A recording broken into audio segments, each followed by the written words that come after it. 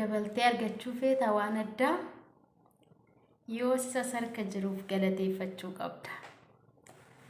Nagaaf araarri jaalalli waaqayyo hunduma keessaniif waayyetu hordoftoota buzeetu be marti akkam jirtu nagaa keessanii galata waaqayyo ani baay'ee nagaa kooti. Waaqayyo inni nagaa keenya ta'e waan hundumaa keessatti nu gargaaree guyyaa yeroo kana nuuf laate eebbifamu. Maaf jecha kana jette jalqabde jechuu dandeessu. Dhugaa jechi kun baay'ee natti tola.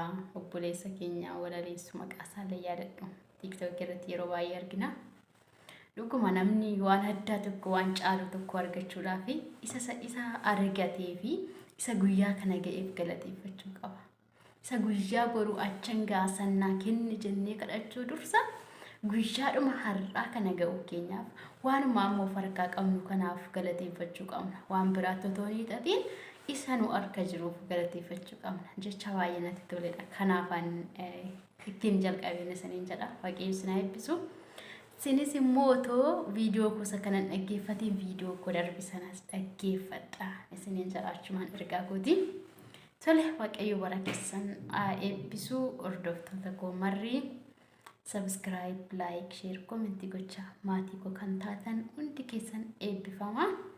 Akkasumas immoo maatii haaraan arra gara chaanelii koo dhuftan welcome baga nagaadhaan dhuftanii. Akkasumas immoo maatii YouTube koo ta'uudhaaf subscribe, like, share, comment godhaa isiniin jedha. Baay'een isin jaaladha, isin kabaja hunda keessaniyyuu. Isinis immoo subscribe gootanii like commentiin maatii koo ta'uun jaalala obbolummaa natti agarsiisan isiniin jedha. Baay'een isin jaaladha hunduma keessaniyyuu. Naaf eebbifamaa jecha har'a immoo mata duree tokko qabadhee dhufeen jira.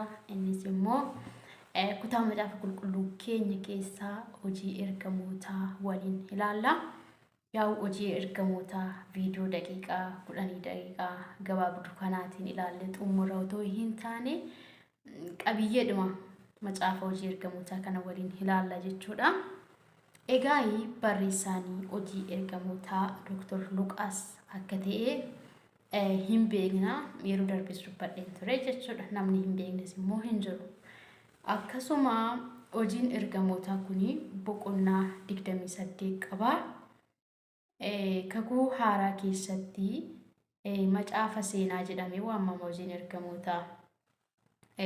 Kakuu haaraa keessatti hojii ergamootaa yookiis macaafa seenaa jedhamuudhaatiin waamamaa jechuudha. Osoo isatti hin darbiin viidiyoo koo darbe irratti gaafanii baay'ina macaafa kakuu moofaa fi kakuu haaraa dubbadhu. Kakuu haaraan 27, kakuu moofaan immoo 66 jedheen ture. Egas viidiyoo koo dhaggeeffadheen ofitti kolfaa ture. Namni irratti tokko tokko kan inni yaaduu fi kan inni dubbatu baay'ee gargari. Yaani ariifadhee dubbachuu keessan dogoggoraan akkasiniin jedhe yaa'u namni hin beeknes hin jiru. Isinis dogoggora kana namni qalbiidhaan dhaggeeffattan irratti qabu dandeessu waan ta'eef iyyuu dhiifaman isiniin jedha. Macaafni kakuun moofaanii 39, kakuu haaraan immoo 27. 66 jechuun waliigala macaafa keenyaatti malee macaafa kakuu moofaa qofa miti jechuudha. Namoonni osoo dhaggeeffatanii gaaffisanitti uume deebiitti argadhaatii naaf darbaan isiniin jedha.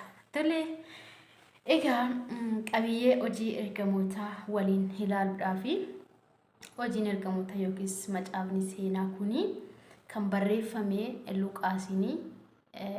Luqaasii kan barreesses immoo du'aa ka'uu gooftaa keenya Yesuus Kiristoosiin booddee wantoota Yesuus bartoota faana raawwatee kan inni qindeessee toora galchee barreesse yookiis tarree galchee barreesse jechuudha. Du'aa ka'uu isaa booddee turtiilee Yesuus bartoota faana dabarsee ta'iilee inni bartoota faana raawwatee dabarsee gochaawwan bartoota faana gooftaanii otoo isaan biraa hin fudhatamiini isaan waliitiin dabarsee kan of keessatti hammatudha jechuudha. Kanaaf gaafa waa'ee hojii ergamootaa dubbannu hojii ergamootaa yookiis macaafa seenaa jenna. Barreessaan macaafa kana immoo Luqaas jedhama. Baay'inni boqonnaa macaafa hojii ergamootaa 28dha jechuudha. Isaan kunis immoo qabiyyee yookiis mata duree wantoota of keessatti hammatanii barreeffaman qabu jechuudha. Isaan keessaa tokko seenaa waldaa kiristaanaa isa jalqabaati. Hojiin ergamootaa, macaafni hojii ergamootaa seenaa waldaa kiristaanaa isa jalqabaati jechuudha.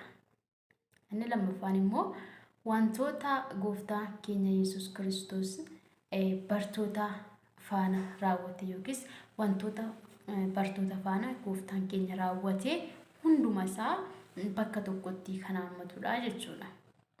Akkuma dura dubbachuudhaaf Luqaas kan inni barreesse turtii Yesuus bartoota faana dabarse hundumaadha kan jedhe lafa kanattis wantoota bartoota gooftaa keenya irratti raawwate hundumaa bartoota irratti kan raawwate.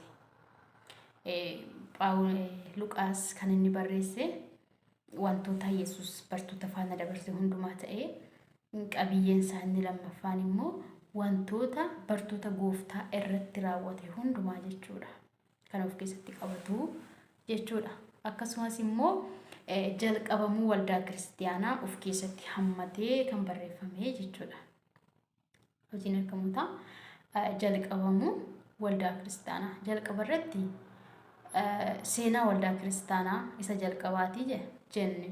Inni sadaffaan immoo jalqabamuu waldaa kiristaanaati. Inni tokkoffaa waa'ee seenaa waldaa kiristaanaa yoo ta'u, jalqabamuu seenaa waldaa kiristaanaa yoo ta'u, lafa kanatti immoo jalqabamuudhuma waldaa kiristaanaati. Seenaa otoo hin taane jalqabamuudhuma waldaa kiristaanaati jechuudha. Inni arfaffaan immoo ergaa wangeelaa Yerusaalemii jalqabee hanga biyya Roomaatti bal'ate. Irraan deebi'aa ergaa